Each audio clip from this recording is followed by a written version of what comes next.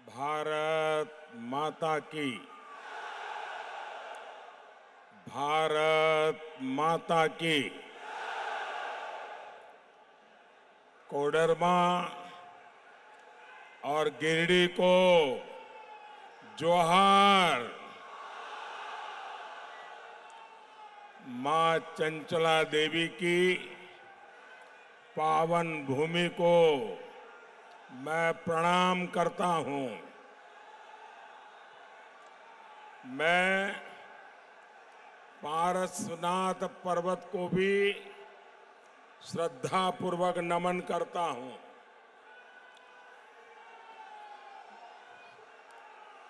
हम बचपन से एक नाम हमेशा सुनते आए। जब रेडियो का जमाना था, झुमरी तलैया। झुमरी तलैया का नाम पूरा हिंदुस्तान जानता है। मैं तो देशवासियों को कहूंगा कि आपने जितना झुमरी तलैया का नाम सुना है, उससे भी अधिक हमारा झुमरी तलैया सुंदर है।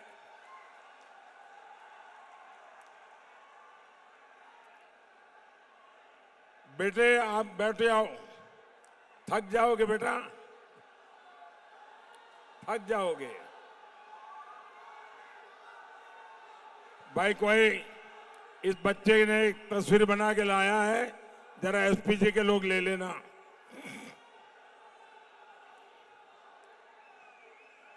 बेटा, पीछे अपना नाम पता लिख देना।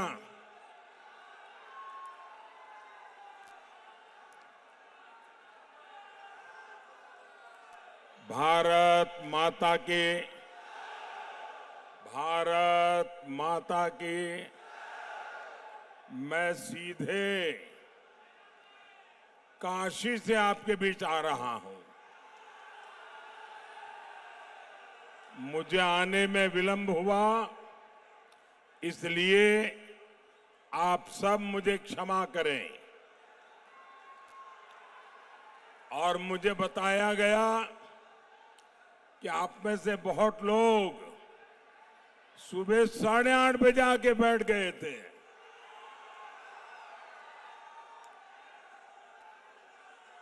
मैं काशी से भगवान विश्वनाथ का, भोले बाबा का आप सबके लिए आशीर्वाद लेकर के आया हूं।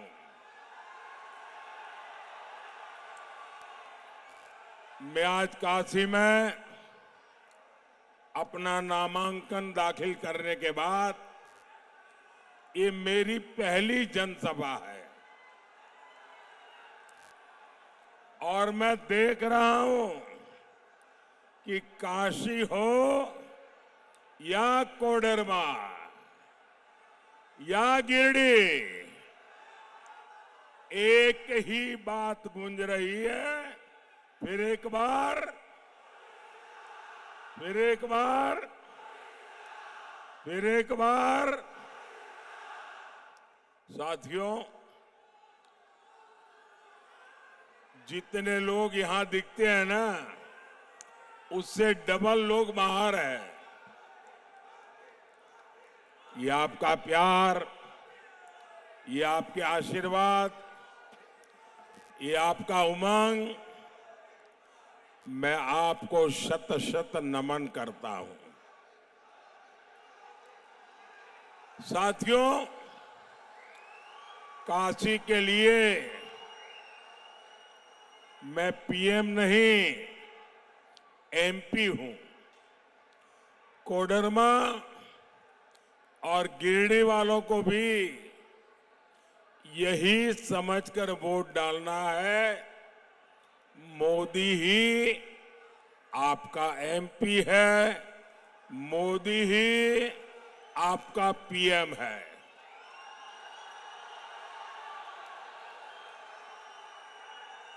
कोडरमा से बहन अन्नपूर्णा देवी और गिरिडीह से आजसू के हमारे साथी श्री चंद्रप्रकाश चौधरी जी, इन दोनों को आप भारी बहुमत से जिताकर दिल्ली भेजिएगा।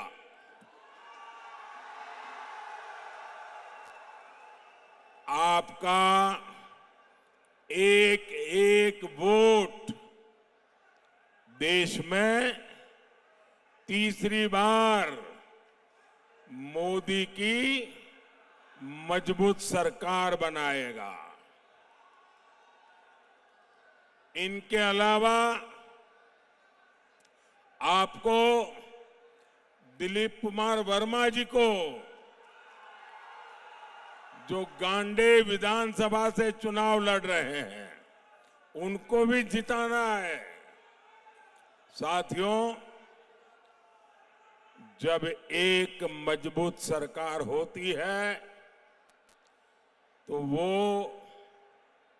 सबसे पहले देश का हित देखती है, देश के लोगों का हित देखती है।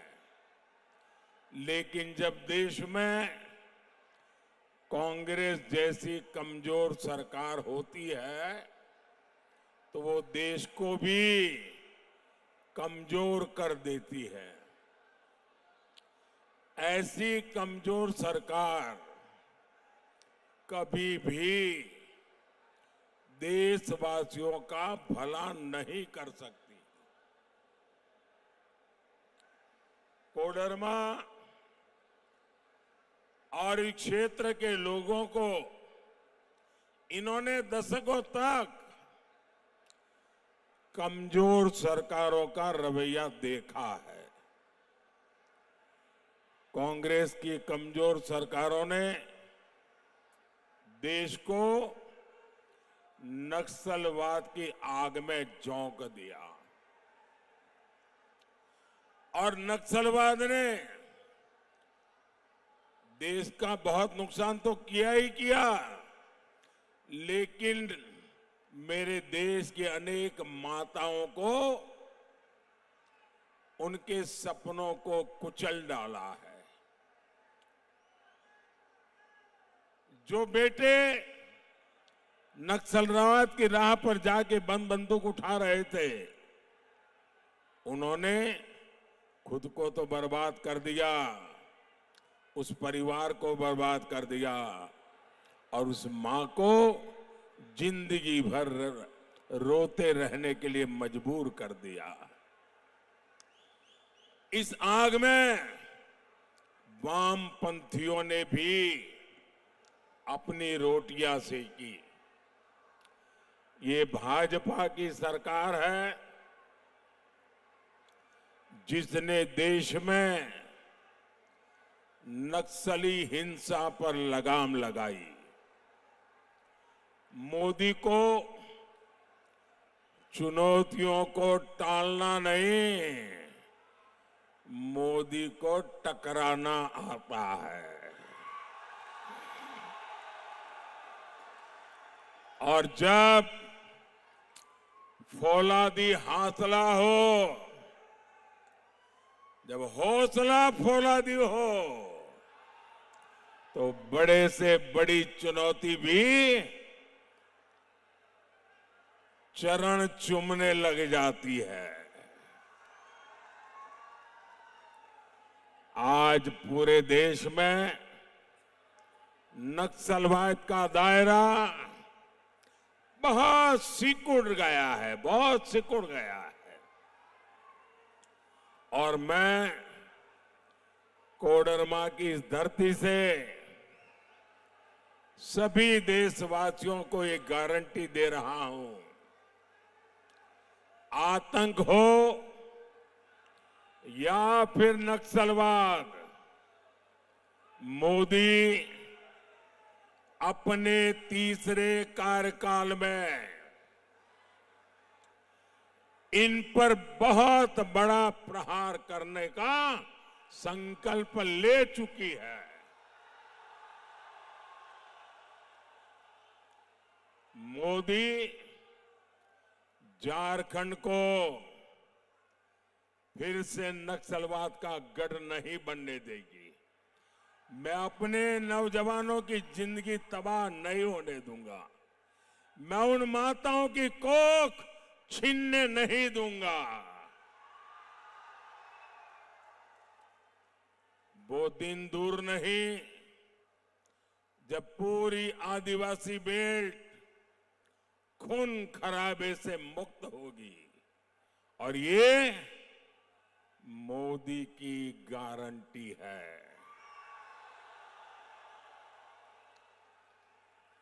साथियों, आज आपने टीवी पर देखा होगा, कल रात को टीवी पर देखा होगा, इस पूरे चुनाव में अगर कोई पूछे मुझे कि मोदी जी सबसे संतोषजनक बात क्या लगी, तो मैं कहूंगा कल श्रीनगर में जो मतदान हुआ है, लोकतंत्र के प्रति जिस प्रकार से श्रद्धा व्यक्त की गई है, भारत के संविधान प्रति जो मोहर लगाई गई है, दशकों बाद श्रीनगर में चुनाव का उत्सव था। दशकों बाद श्रीनगर के चुनाव में इतना भारी मतदान हुआ और लोग उमंग और उत्साह से भरे हुए थे, और लोग कह रहे थे कि 370 जाने के कारण ये संभव हुआ है। लोग कह रहे थे मोदी के आने के बाद संभव हुआ है। इस एक घटना से ये बात साफ हो जाती है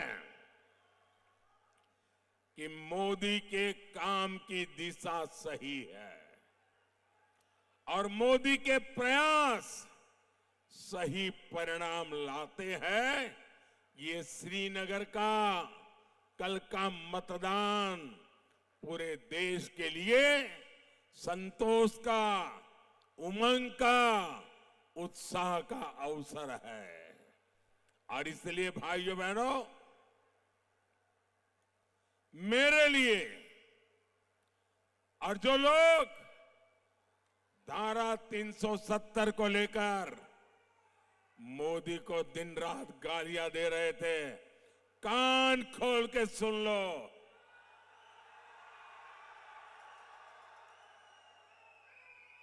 ये धारा 370 की दीवार हटी है,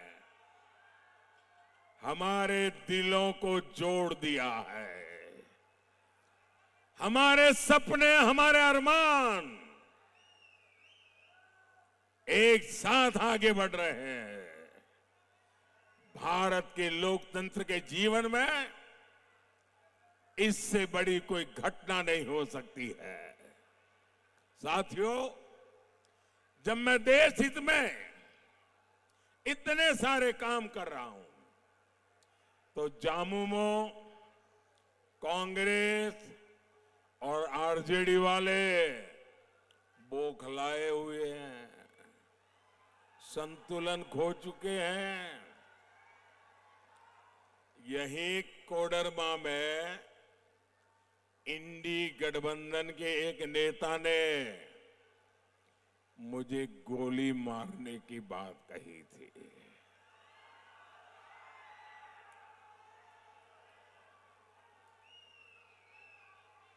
ये जो गोली मारने के सपने देख रहे हैं ना, जो मोदी के कब्र खोदने के सपने देख रहे हैं, जरा यहां आइए, ये नजारा देखिए, ये माताओं बहनों का प्यार देखिए। ये गोली मारने वालों, यही मेरा सुरक्षा कवच है, यही मेरा सुरक्षा कवच है। यही लोग मोदी को जीने की ताकत देने वाले लोग यहां बैठे। और जिस मोदी को गरीब से गरीब, अबाल वृद्ध सहित, माता बहन सहित जब रक्षा कवच बन जाता है ना, तो मोदी को तो अमरत्व प्राप्त हो जाता है, अमरत्व प्राप्त हो जाता है। साथियों, मैं किसी राजघराने में पैदा नहीं हुआ हूं, मैं किसी शाही परिवार में पैदा नहीं हुआ हूं, और न ही मेरे पिता किसी गांव के चुनाव में प्रधान भी बने हैं। मेरे परिवार का कोई चुनाव तक नहीं लड़ा है। मैं गरीब मां का बेटा हूं। चाय बेचते बेचते यहां पहुंचा हूं, और आपने मुझे पहुंचाया है। और इसलिए किसी को अच्छा लगे, किसी को बुरा लगे, मैंने गरीबी देखी है, मैं गरीबी को जिया हूं, और जो मुसीबतें मैंने झेली हैं, मैं मेरे देश के गरीबों को उससे मुक्ति दिलाना चाहता हूं। और इसलिए मोदी का मंत्र है, वंचितों को वरीयता। जिन्हें पहले कोई पूछता तक नहीं था, मोदी उन्हें पूजता है, भक्ति भाव से पूजता है। पहले आपके इलाज की, सस्ते इलाज की किसी ने चिंता नहीं की। हमारे परिवारों में तो अगर कोई मां बीमार हो जाती है, कितनी ही पीड़ा क्यों न हो, वो कभी घर में किसी को बताती नहीं है। वो दर्द सहती है, पीड़ा सहती है। एक मिनट भैया, प्लीज मुझे बोलने दीजिए। वो दर्द सहती है, पीड़ा सहती है, लेकिन अपने परिवार में किसी को अपनी बीमारी के विषय में बताती नहीं है, क्योंकि उसके मन में एक ही भाव रहता है कि अगर परिवार में सबको बीमारी का पता चल जाएगा तो इलाज कराने का खर्चा कहां से लाएंगे। ये लोग कर्ज में डूब जाएंगे। अरे मैं 2-4 साल मुसीबत झेल लूंगी, फिर चली जाऊंगी, लेकिन मैं बच्चों को कर्जदार नहीं बनाना चाहती। मेरे देश की हर माता यही सोचती है। लेकिन माताएं बहनें, अब आपको दर्द छिपाना नहीं है, अब आपको पीड़ा नहीं सहनी है। अब दिल्ली में आपका बेटा बैठा है।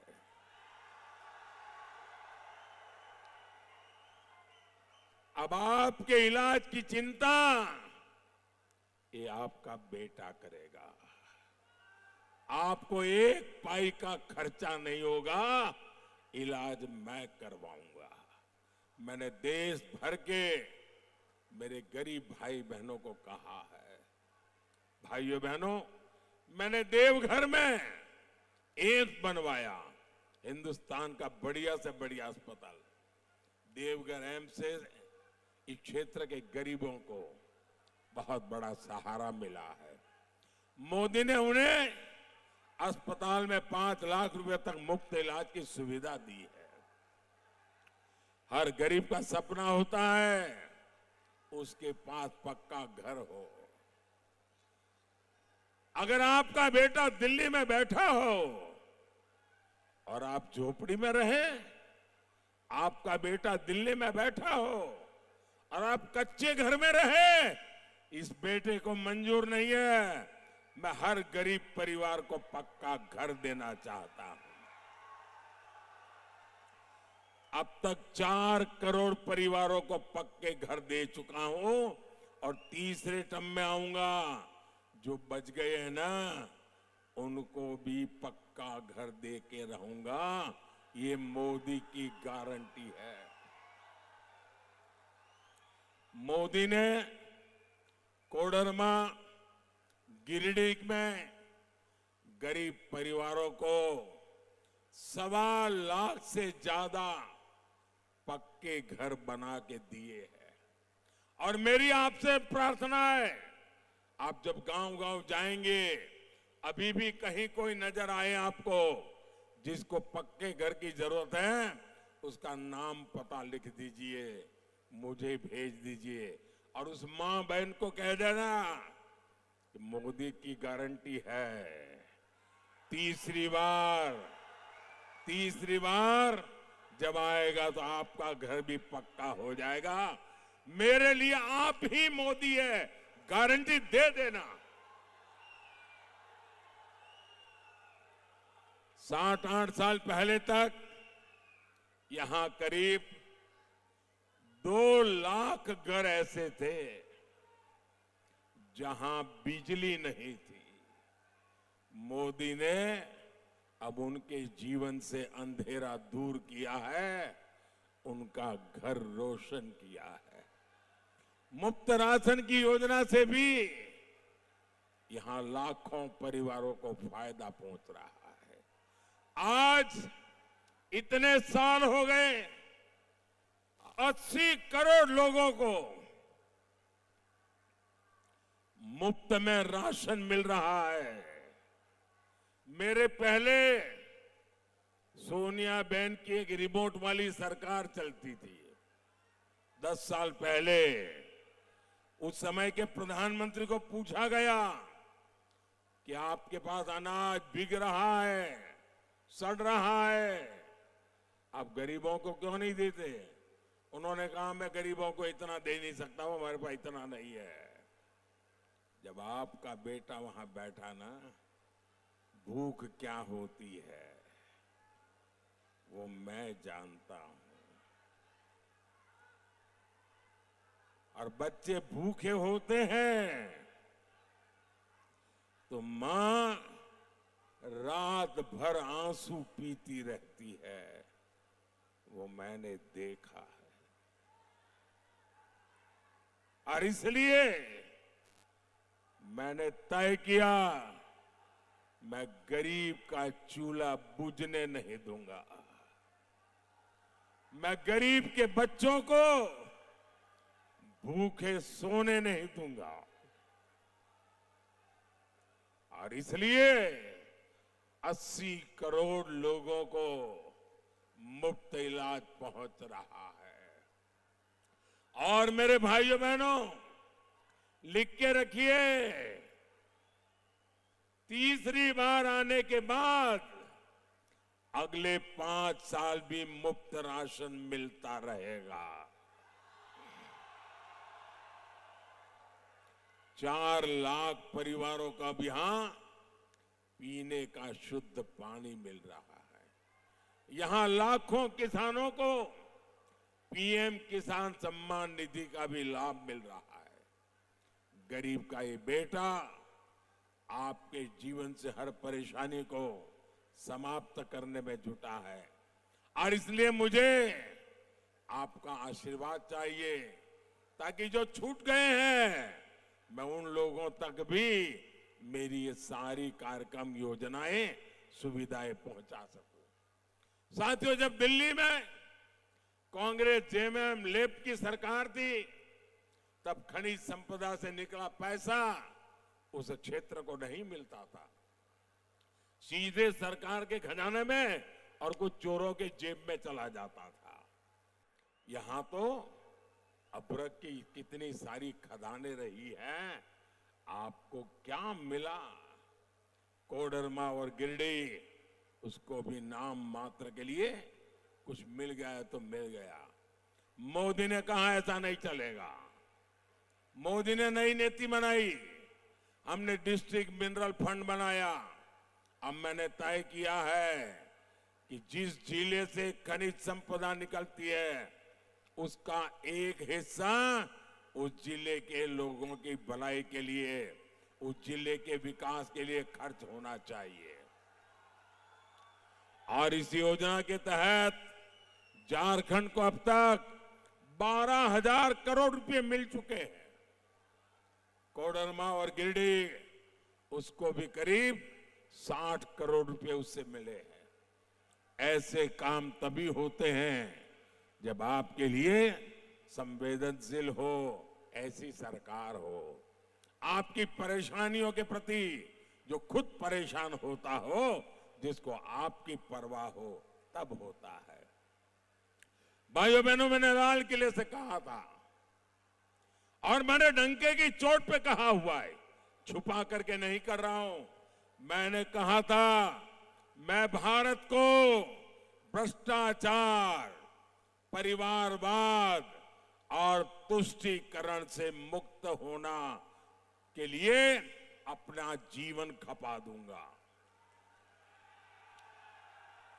जेएमएम, कांग्रेस, लेफ्ट, इंडी गठबंधन इन सारी बुराइयों का सबसे बड़ा मॉडल है। आपने देखा यहां कांग्रेस के एक मंत्री के कर्मचारी और कर्मचारी का नौकर, उसके घर में से नोटों के पहाड़ निकल रहे। भाई, ये नोटों के पहाड़ इतने बड़े हैं कि गिनते गिनते मशीन हाँफ जाती है। मशीन, मैंने तो मेरे जीवन में कभी नोटों का ऐसा ढेर आंखों के सामने देखा नहीं, पहली बार टीवी पे देख रहा हूं। इसके पहले कांग्रेस के सांसद के घर से नोटों के पहाड़ निकले, ये भी पूरे देश ने देखा। मुझे बताइए, ये सारे जिनके यहां से पैसे निकल रहे हैं, ये किसके करीबी है? अफसरों के घर से पैसे निकले, वो भी उनके खासम खास। नेताओं से यहां निकले पैसे, वो भी उनके खास। नौकरों से पैसे निकले, वो भी उनके खास। मतलब ये इनके सिर पर किसका हाथ है भाई? यही तो लोग है ना। ये जो भी करते हैं वो शाही परिवार के इशारे से करते हैं। आपके गांव की सड़कें, पुल, नहरें नहीं बनी, वो आज भी खस्ता हाल है, क्योंकि वो पैसा मंत्री जी के यहां पहुंच जाता है, उनके कर्मचारी के यहां पहुंचता है, उसके नौकर के यहां पहुंचता है। साथियों, ये तो अभी शुरुआत है। मैं तो और ज्यादा खजाने खोजने वाला हूं। मैं चोरों को नींद से सोने नहीं दूंगा। मैं उनकी नींद तो उड़ा दूंगा, उनके खजाने भी खाली करके रखूंगा। ये पैसे आपके हैं, इन पैसों के मालिक आप हैं। कोई चोरी लूट नहीं कर सकता है। मोदी इन पर कड़ी कार्रवाई कर रहा है और इसलिए ये मोदी को गोली मारने की बातें करते हैं, मोदी को गोली गालियां देते हैं। साथियों, झारखंड में आज अपनी आस्था का पालन करना मुश्किल हो गया है। हमारे आराध्यों की मूर्तियां तोड़ी जा रही है। जिहादी मानसिकता वाले घुसपैठिए झुंड बनाकर हमला कर रहे हैं। झारखंड सरकार आंखें मूंद करके बैठी है, पीछे से समर्थन कर रही है। इन घुसपैठियों ने राज्य में हमारी बहनों बेटियों की सुरक्षा को खतरे में डाला हुआ है। क्या झामुमो कांग्रेस आरजेडी वालों को आपका एक वोट भी मिलना चाहिए क्या? उनको कहीं पर भी जगह मिलनी चाहिए क्या? हर बूथ में से उनका पराजय होना चाहिए कि नहीं होना चाहिए? भाई और बहनों, इंडी गठबंधन वालों का तुष्टीकरण का खेल अब चरम पर पहुंच चुका है। ये लोग पहले जो पर्दे के पीछे करते थे वो आज सामने आकर के कहने लगे हैं। अब ये खुलेआम कह रहे हैं कि मोदी के खिलाफ वोट जिहाद करेंगे, वोट जिहाद। भाइयों बहनों,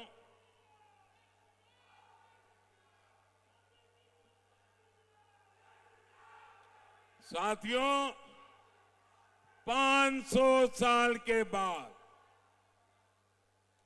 500 साल के बाद अयोध्या में हमारे राम जी भव्य मंदिर में विराजमान हुए।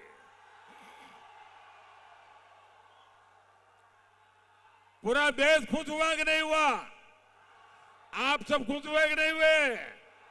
बोलिए जय श्री राम, जय श्री राम। लेकिन ये इंडिया अलायंस वाले, ये लोग राम मंदिर को लेकर बद्दी बद्दी बातें कर रहे हैं। आए दिन इन नेताओं को जो बयान आते हैं वो शर्मनाक बयान आ रहे हैं। कांग्रेस के कुछ लोग तो ये तक कह रहे हैं कि कांग्रेस सुप्रीम कोर्ट के फैसले को बदलने की साजिश कर रही है। और कांग्रेस के ही एक वर्षों तक कांग्रेस के नेता वो आजकल कह रहे हैं कि कांग्रेस ने तो तय कर लिया है कि अब रामलला को फिर से टेंट में भेजेंगे। क्या आप रामलला को टेंट में जाने देंगे? क्या देश में ऐसा पाप उनको करने देंगे? रामलला भव्य मंदिर में रहेंगे कि नहीं रहेंगे? ये कहते हैं राम मंदिर को ताला लगा देंगे। भाइयों और बहनों, मोदी की नीति एकदम साफ है। हमारी माताएं बहनें हर परिवार की बेहतरीन प्रबंधक होती है, इसलिए देश उनके इस कौशल के सदुपयोग के बिना विकसित नहीं हो सकता। तभी मोदी माताओं बहनों की सुविधा और समृद्धि के लिए हर योजना बना रहा है। यहां बहुत बड़ी संख्या में बहनें सहायता समूहों से जुड़ी है। 10 वर्ष में 10 करोड़ बहनों को ऐसे समूहों से हमने जोड़ा है। हमने पहली बार बहनों के भी बैंक खाते खुलवाए और समूहों के भी बैंक खाते खुलवाए। आज मोदी लाखों करोड़ रुपए की मदद इन समूहों तक पहुंचा रहा है। मोदी ने संकल्प लिया है कि हमारी सरकार 3 करोड़ बहनों को, ये आपके लिए खुशी की खबर है, 3 करोड़ बहनों को मोदी लखपति दीदी बनाएगा, लखपति दीदी बनाएगा। साथियों, विकास के, जन कल्याण के काम तेजी से पूरे हो, इसके लिए आपको बड़ी संख्या में मतदान करना है। घर घर जाना है, ज्यादा से ज्यादा मतदान करना है।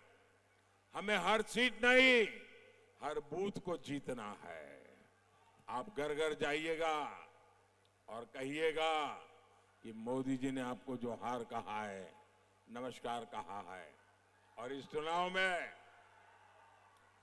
हमारे 2 लोकसभा के साथी और एक हमारे विधानसभा के साथी, मेरे इन तीनों साथी को आपको विजयी बनाना है। बोलिए भारत माता की, भारत माता की, भारत माता की। बहुत बहुत धन्यवाद।